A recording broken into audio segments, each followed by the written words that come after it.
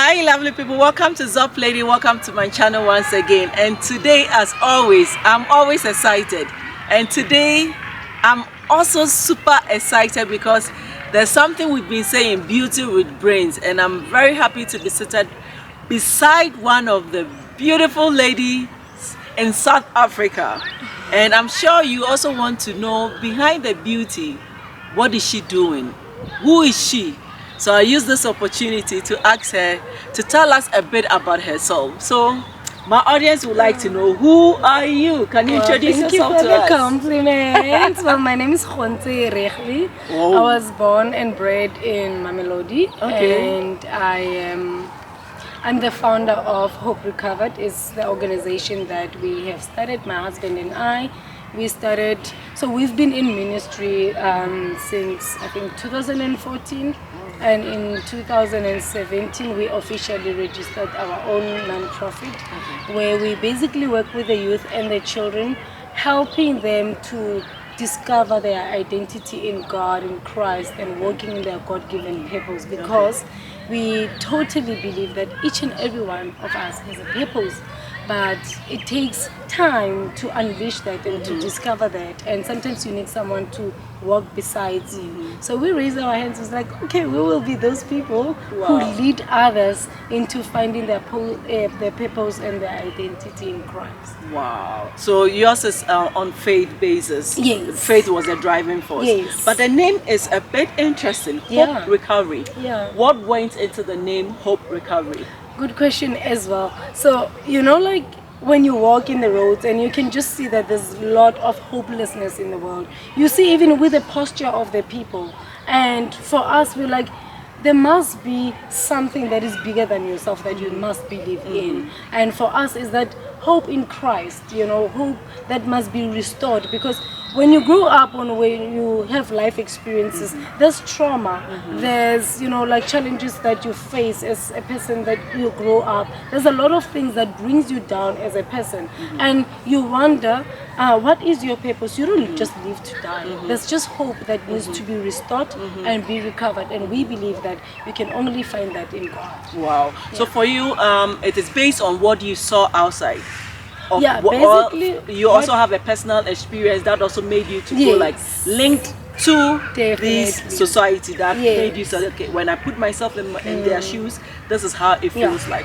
Yeah, 100%. Because I also, before I believed in God, I was just living my life like it's mine, I own it, I can do anything, anytime, anywhere, and I just had to walk the journey to actually fully understand that actually my life doesn't belong to me. None of us has a life that really belongs to us, and we don't rule and reign over our own lives. We have God who rules and reigns on the earth and in our lives as well. So with my life experiences,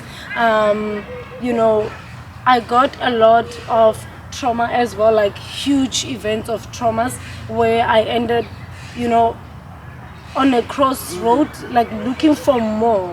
And I was like, what more could be discovered out of this? And that's when I found the Lord and started working my journey with Him. Okay, so meaning yours is again faith related. What about people who do not believe that there is a God factor, and you think they also need that kind of hope recovery? How do you approach such people? Like I said, it's also coming back from identity. A lot of people identify by a lot of things, and they think whatever identifies you is your God. People identify by how they wear, what they drive, where they live, and they find identity in that, and then they think that there's God. But there's God in heaven, and there's only one true God that we live to worship in and live for.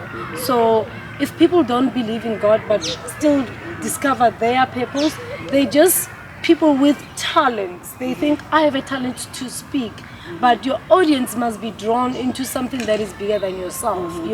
It does not mean when you have audience, your audience is right.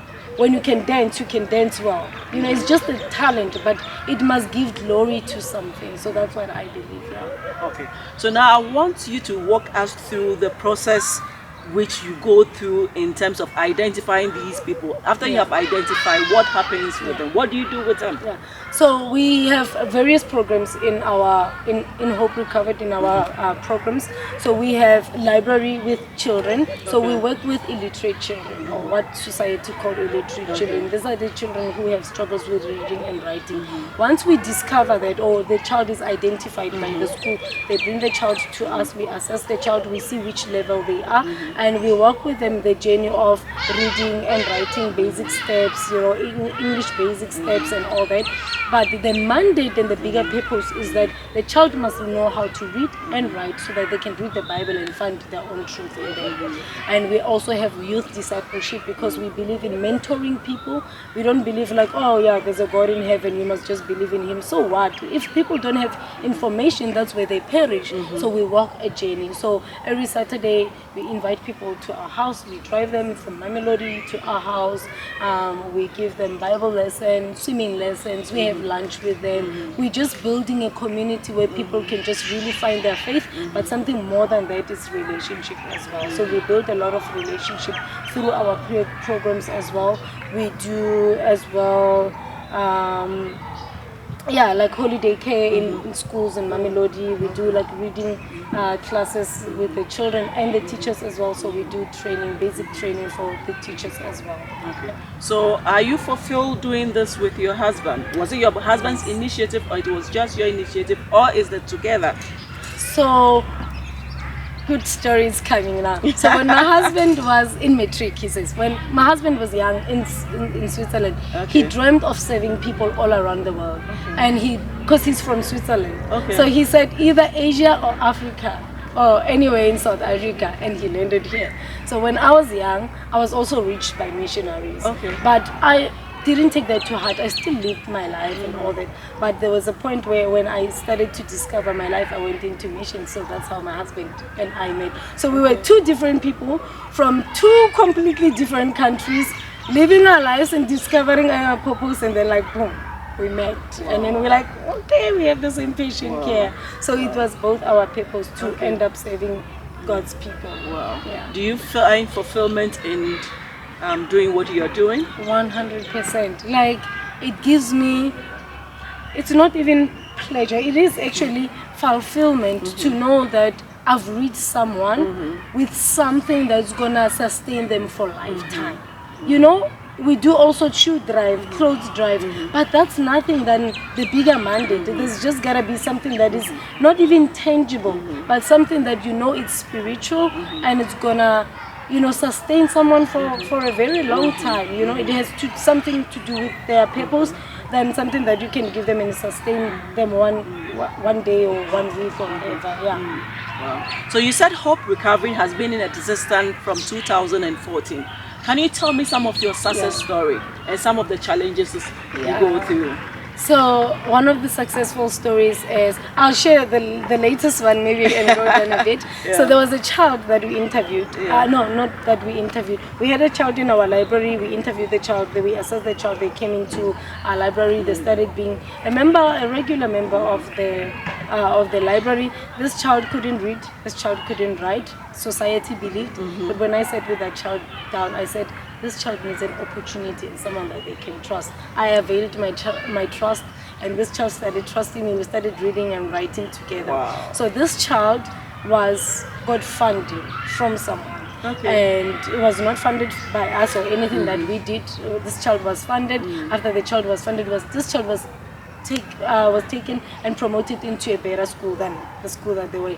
So there was a point where this mother wanted help, the mother of the child wanted help to fill the form so that they can enroll the child in a school. And the mama couldn't understand or couldn't read and write. The child helped them out because now the child could read and write. So the child could help them out. See what I'm talking about? Purpose. It's like you give someone something that they can run with a long time. Now the child can be a teacher or can be a nurse, a doctor, whatever they want to be, So that is one of the success stories. And another thing is that when we built a library, it was in the midst of COVID. So we initially went into the community to give people food, something that will last them a week. But then lines were like queuing and queuing, and you know, it was endless. And I felt God dropped it in my spirit. It's like, if you're gonna do this, you're gonna do this every day and forever, and it's not gonna be sustainable, because it's something that you have to do out of your pocket every time. What about you build something that? And I thought to myself, what is it that is a need for these people? If these people could read, if these people could write, they would find jobs.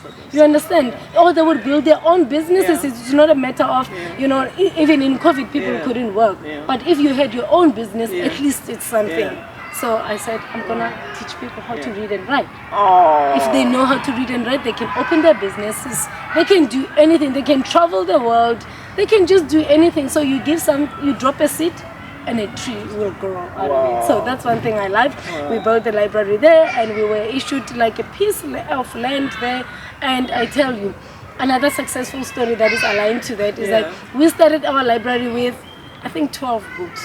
Now we have 3,000 registered books, and we are even moving now digitally, because we're teaching computer literacy as well. So God has been providing from those books to like 3,000 books. So the children now can read. We can, if we had to put each book in each child, we'll reach 3,000 children. So I'm excited. I'm also excited. I'm having goose all over. You know, in her explanation, there are two words that I picked: funding and sustainability. And this will move me to my next question. How do you get funding?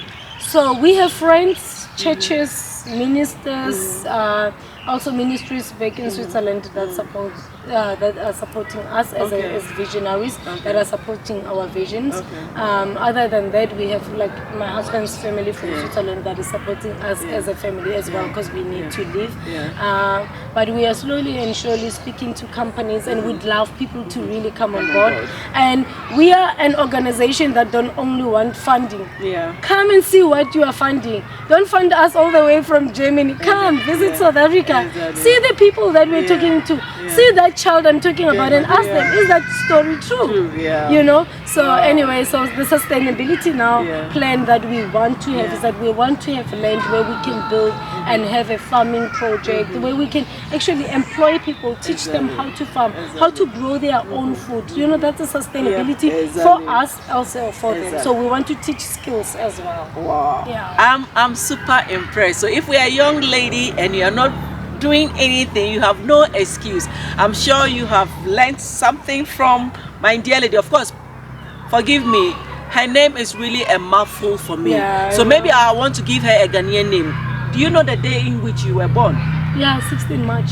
March on what? Monday, Tuesday, Wednesday, Thursday? Oh, the day. The day. Don't know. You don't know. So this is very strange with the southern part of Africa. But in Ghana, almost everybody knows the day. I was born on Tuesday, so I'm called Abna.